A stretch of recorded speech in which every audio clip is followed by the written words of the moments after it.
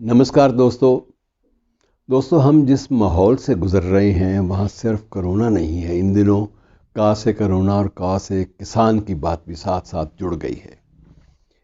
अब किसान का जो मसला है, इस बारे में इसके राजनीतिक पहलू कुछ भी हो सकते हैं। इसकी आर्थिक, राजनैतिक परिस्थितियों और सामाजिक परिवेश का मामला कुछ भी हो सकता है। लेकिन कुछ एक मुद्दे ऐसे हैं जिनसे ध्यान हटाना कई बार संभव नहीं होता। किसका तर्क सही है, कौन कुतर्कों पर आधारित बात कर रहा है, इस बारे में कोई भी सपाट बयानी न तो होनी चाहिए और ना ही मुमकिन है। बहरहाल मैं आज आपको फिर एक बार साहित्य और कला की दुनिया में ले चलता हूँ। मित्रों, किसान साहित्य का, फिल्मों का, रंगमंच का एक बहुत बड़ा किरदार रहा है। मदर इंडिया को हम लोग किसानी के ऊपर या किसानी ज़िंदगी के ऊपर एक बहुत बड़ा फिल्मी दस्तावेज़ कहते हैं।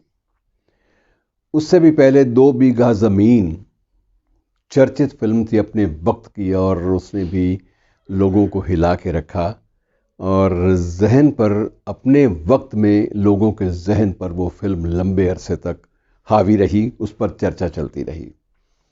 और मदर इंडिया में आपको याद हो शुरुआत, क्योंकि बात पुरानी हो चुकी है, आप मदर इंडिया को नहीं भूले, आप ना नरगिस को भूले हैं, ना सुनील दत्त को। उन किरदारों को हम लोग भूल नहीं पाते, मुमकिन भी नहीं है।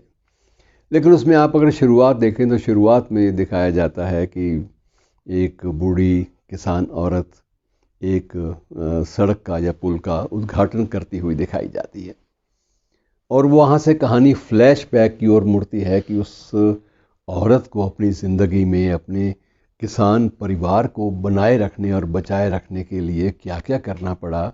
उसके पति की मृत्यु हो गई और उसके बाद उसको स्वयं हलों के आगे जुतना पड़ा, क्योंकि गांव में उसके पास खेती के लिए बैल भी नहीं थे, बैल भी साहूकारे की भेंट चढ़ गए थे। अब ये सारी की सारी कहानियाँ, दास्तानें, ये सारी की सारी बताती हैं कि ज़िंदगी में, हमारी ज़िंदगी में, हमारे सामाजिक परिवेश में किसान बड़े गहरे तक छाया हुआ है। आज भी मैं समझता हूँ कि अगर इस समस्या के रूपों को देखा जाए तो समझ में नहीं आता कि ये स्वरूप कहाँ पे गिरे, संवाद कहाँ पे कटा, संवाद क्यों कटा। कोई भी इसका आधार आसानी से सामने नहीं आ पाता, मिल नहीं पाता। समस्या विकट है, इसमें कोई संदेह नहीं है। सरकार कुछ निर्णय ऐसे ले चुकी है जिनसे वापस हटना सरकार के लिए भी फ़िलहाल मुमकिन नहीं हो रहा, लेकिन बीच का रास्ता हमेशा एक लोकतंत्र में निकलता है और उम्मीद रखी जानी चाहिए कि संवाद के ज़रिए इस विकट समस्या का कोई ना कोई सार्थक समाधान ज़रूर निकलेगा। इसी बीच एक बार फिर मदर इंडिया की बात करते हैं। मदर इंडिया के बाद भी फिल्में बहुत सारी आईं जिनमें किसानी का जिक्र था, और इस देश में हीरा मोती के नाम से भी एक फिल्म आई थी, आपको याद होगा, और उसमें भी किसानी का जो किरदार था, जो किसान की ज़िंदगी से जुड़ी हुई जो मसले थे, उन मसलों को कितनी बारीकी के साथ उनको व्यक्त किया गया। और इसी प्रकार से हीरा मोती जब बनी थी तो शायद फिल्मकार थे जेटली, उन्होंने बनाई थी हीरा मोती, और हीरा मोती के बाद उनके मन में था गोदान पर फिल्म बनाने का। और गोदान को आज भी किसी फिल्म की स्क्रिप्ट के लिए सबसे ज़्यादा मजबूत समझा जाता है। और मूल रूप से अगर गांव और किसान का दर्द देखना हो तो गोदान से बड़ा कोई दस्तावेज़ महत्वपूर्ण हमारी ज़िंदगी से गुजरा ही नहीं होगा। शायद, हो सकता है बहुत सारी और भी चीज़ें हों, लेकिन ये 2 मोटे तौर पे हमारे सामने आती हैं।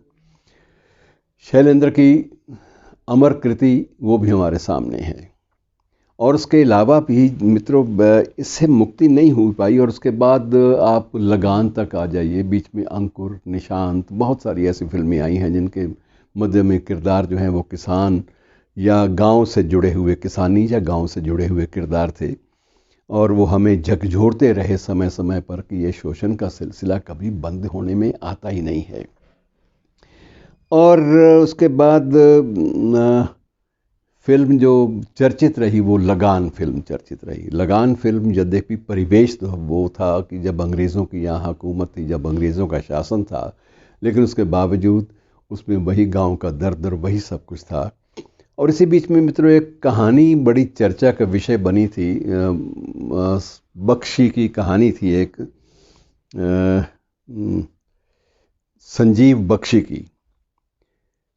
उस कहानी में ये होता है, वो उस पर भी फिल्म बनी या बन रही थी, मुझे पूरा ध्यान नहीं आ रहा, लेकिन कहानी में ये होता है कि गांव वाले एक फ़ैसला करते हैं कि अगर यहाँ कुछ विकास की बात हो सकती है तो हम लोग ज़मीन फ्री देने को तैयार हैं, मुफ्त में देने को तैयार हैं। और किसान जो अपनी ज़मीन को सबसे बड़ी संपत्ति अपनी मानता है, उसको माँ से भी ज़्यादा अहमियत देता है, वो मिलकर ज़मीन मुफ्त में देते हैं कि गांव में बिजली आए, गांव में रोशनी आए। लेकिन होता क्या है, अनेक सरकारें आईं, बिजली नहीं आई, वादे हुए, बिजली नहीं आई।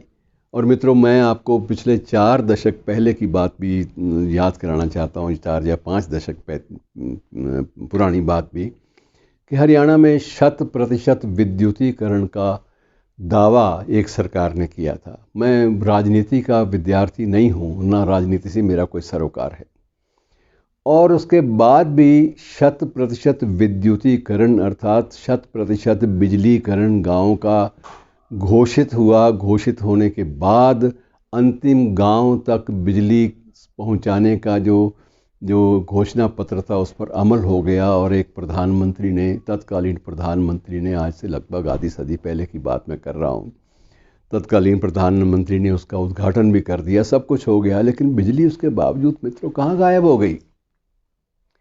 जिस रोशनी को लाने का संकल्प अपनी परिणति में, अपने परिणाम में, अपनी परिणति में अपने निष्कर्ष तक पहुंचाने का दावा घोषित कर दिया गया, खबरें छप गई, सब कुछ हो गया, लेकिन उसके बाद भी बरसों तक, दशकों तक बिजली गांव से गायब रही। अब इस बात के लिए किसकी जवाबदेही तय की जाए, ये स्पष्ट नहीं हो पाता।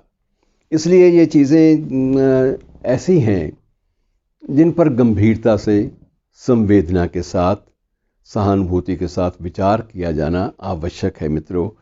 और सबसे बड़ी बात यह है कि इस पर लिखा भी खूब गया, शायरों ने भी कलम खूब उठाई, और ये कलम जो है वो लगभग कमोबेश फैज़ अहमद फैज़ ने उठाई, साहिर ने उठाई। किसानों के बारे में शायद ही हमारे भारतीय परिवेश का कोई एक भी कवि, हिंदी कवि या उर्दू का शायर या पंजाबी का कवि ऐसा होगा जिसने कलम ना उठाई हो, क्योंकि ये एक हमारी ज़िंदगी का हिस्सा है। आफ्टर ऑल हमारे देश में 65 लाख के आसपास गांव हैं, और अभी भी हम ये मानते हैं कि हमारा देश कृषि प्रधान देश है। यद्यपि हम औद्योगिक और प्रौद्योगिक क्षेत्र में बहुत बड़ी तरक्की की बात भी, दावे भी कर रहे हैं, और हमने किया भी है, बहुत कुछ उपलब्ध भी किया है, बहुत उपलब्धियां अपने खाते में दर्ज भी की हैं।